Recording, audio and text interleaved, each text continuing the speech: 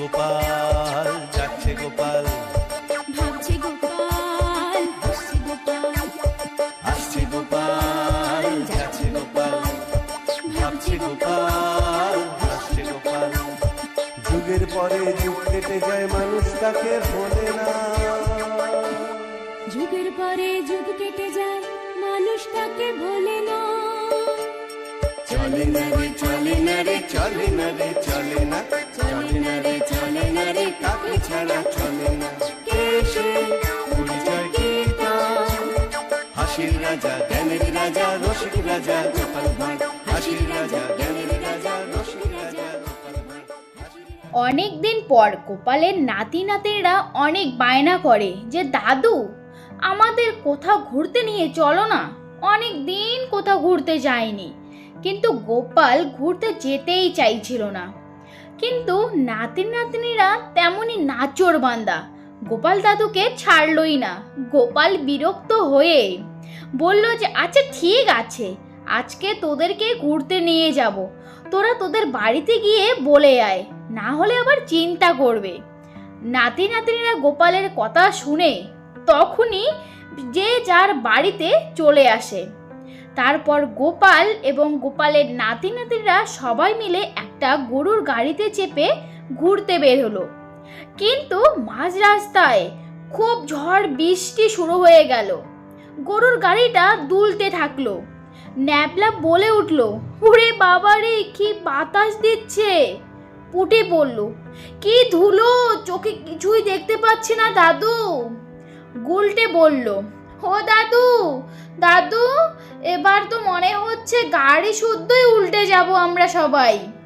গোপাল জোরে জোরে বলতে থাকলো, ধরে থাক ধরে থাক, সবাই গাড়িটাকে বেশ করে চেপে ধরে থাক।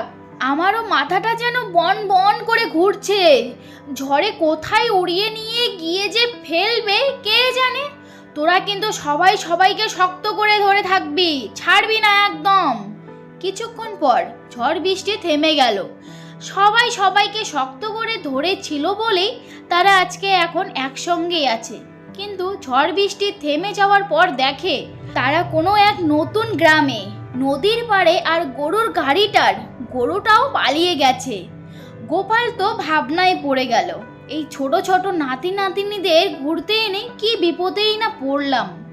কিছুক্ষণ পর একটা লোককে দেখতে পায় এবং তাকে জিজ্ঞাসা করে কৃষ্ণনগরটা কোন দিকে পড়ে। সেই ব্যক্তি বলল, আচ্ছা ঠিক আছে, আমার সঙ্গে আসুন, আমি আপনাদের দেখিয়ে দিচ্ছি যে কৃষ্ণনগরটা কোন দিকে যাবে।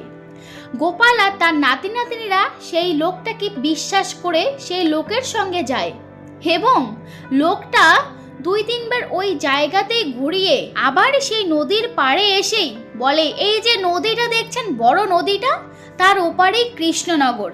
তাহলে আপনারা এখন ঠিক করুন খুব সহজেই কি করে যেতে পারবেন আপনারা কৃষ্ণনগরে। তারপর লোকটা চলে গেল। হঠাৎ একজনের চিৎকার শুনতে পায় গোপাল আর বাচ্চারাও, যে বাঁচাও বাঁচাও। তারপর গোপাল এবং নাতি নাতনিরা মিলে ওই লোকটাকে বাঁচায়। কিন্তু যে নদী থেকে উঠে এসে বলে, আপনি কে হে পেট মোটা, আমাকে বাঁচালেন কেন? আপনি আমাকে না বাঁচিয়ে তো আমার সোনার মোহরগুলোকে বাঁচাতে পারতেন। এই বলে লোকটা চলে গেল। ন্যাপলা, গুলটে, পুটি বলল, দাদু এই লোকটা তো তোমাকে কথা শুনিয়ে দিয়ে গেল, এখন তো মনে হচ্ছে উদ্ধার করাটাই ভুল হয়ে গেছে। গোপাল বলল, মানুষকে বিপদ থেকে উদ্ধার করাই তো মানুষের কাজ, তাই না? কাজটা আমরা ঠিকই করেছি, বুঝলি? তবে এটাও বেশ বুঝতে পারছি যে গ্রামের লোকজন বড্ড গোলমেলে। তারপর হেঁটে হেঁটে পথ খুঁজতে খুঁজতে কৃষ্ণনগর চলে আসে। পরের দিন গোপাল রাজসভায় যায় এবং এই গ্রামের গল্প করে, আর তা শুনে মহারাজ ওই গ্রামে যেতে চায়। গোপাল মহারাজকে নিয়ে যেতে চাইলেও মন্ত্রী মশাই কোনো মতেই যেতে দেয় না। তারপর গোপালের কাছ থেকে জেনে নিল কোন দিকে যেতে হবে। আর পরের দিনেই সকাল সকাল মহারাজ আর মন্ত্রী মশাই বেরিয়ে পড়ল। সেখানেও মন্ত্রী মশাইয়ের পাকামো করতেই হবে। মাঝ রাস্তায় গিয়ে মহারাজকে অন্য রাস্তা দিয়ে নিয়ে যায়। তারপর মহারাজ মন্ত্রীকে বলল, মন্ত্রী গোপাল তো এই রাস্তার কথা বলেনি, মন্ত্রী মশাই বলল, মহারাজ, এই রাস্তা দিয়ে আমরা তাড়াতাড়ি গ্রামে যেতে পারবো। কথা শেষ না হতেই মহারাজ কাদার মধ্যে পড়ে গেল। সেই রাস্তাটা অনেক খারাপ ছিল, কাদায় ভর্তি। মহারাজ ওখান থেকে রাজবাড়িতে ফিরে এসে মন্ত্রী মশাইকে দায়িত্ব দেন যত তাড়াতাড়ি হয় ওই গ্রামের রাস্তা যেন পাকা হয়। তারপরের দিন মন্ত্রী মশাই বটা আর ঘটাকে নিয়ে ওই রাস্তায় যায় রাস্তা পাকা করতে। কিছু গ্রামের লোক যখনই ওই মন্ত্রী মশাইকে আর বটা ঘটাকে দেখতে পায় যে রাস্তার কাজ করবে, তখন গ্রামের লোকরা তাদেরকে রাস্তার কাজ করতে দেয় না। রাস্তার কাজ করতে না দিয়ে ওই লোকরা মন্ত্রী মশাইকে আর বটা ঘটাকে বলে, এই রাস্তা পাকা করলে আমাদের যদি গরু চুরি হয় তাহলে পায়ের ছাপ পাবো কি করে শুনি? এই বলে মন্ত্রী মশাইকে তাড়িয়ে দিল। মন্ত্রী মশাই পরের দিন রাজসভাতে এসে মহারাজকে সবকিছু কথা বলে। তারপর গোপাল বলে, মহারাজ, রাস্তা পাকা হবে। মহারাজ বলে, কিন্তু কি করে গোপাল? গোপাল বলে, ওদের মন বুঝে কাজ করতে হবে মহারাজ। তারপরের দিন মহারাজ গোপাল এবং দুইজন রাস্তা পাকা করার জন্য লোককে নিয়ে গেল।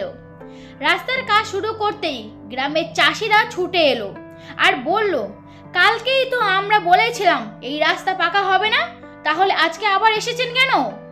তারপর গোপাল বলে, দেখো চাষি ভাইয়েরা, তোমরা যদি কারো কোনো জিনিস চুরি করে পালিয়ে নিয়ে যাও তাহলে তো তোমাদের পায়ের ছাপ দেখে ধরা পড়ে যাবে, তাই তো? আর পাকা রাস্তা হলে চুরি করলেও কেউ ধরতে পারবে না তোমাদের। তারপর চাষিরা বলে উঠল, ঠিক ঠিক ঠিক, এই পেট মোটা একদম ঠিক কথা বলেছে, আপনি একদম ঠিক কথা বলেছেন। গ্রামের লোকরা নিজেদের মধ্যে কথা বলে ঠিক করলো যে এই রাস্তা পাকা হবে। সবাই জোরে জোরে করে বলল, প্রাণ যায় যাক, আমাদের রাস্তা পাকা করতেই হবে। মহারাজ গোপালকে বলে, সত্যি গোপাল, তোমার এলেম আছে বটে। গোপাল বলল, কেন মহারাজ, আমি তো আগেই বলেছিলাম মানুষের মন বুঝে কাজ করতে হবে, তারপর সেই অনুযায়ী কাজ করতে হবে। তো ফ্রেন্ড, আজকের ভিডিওটা এই পর্যন্তই ছিল। তোমাদের কিরকম লাগলো বলো, যদি ভালো লাগে অবশ্যই একটা লাইক কমেন্ট শেয়ার করবে আর সাবস্ক্রাইবটা অবশ্যই করবে। দেখা হচ্ছে নেক্সট কোনো ভিডিও, ততক্ষণ তোমরা সবাই খুব খুব খুব ভালো থেকো। Thanks for watching, tata.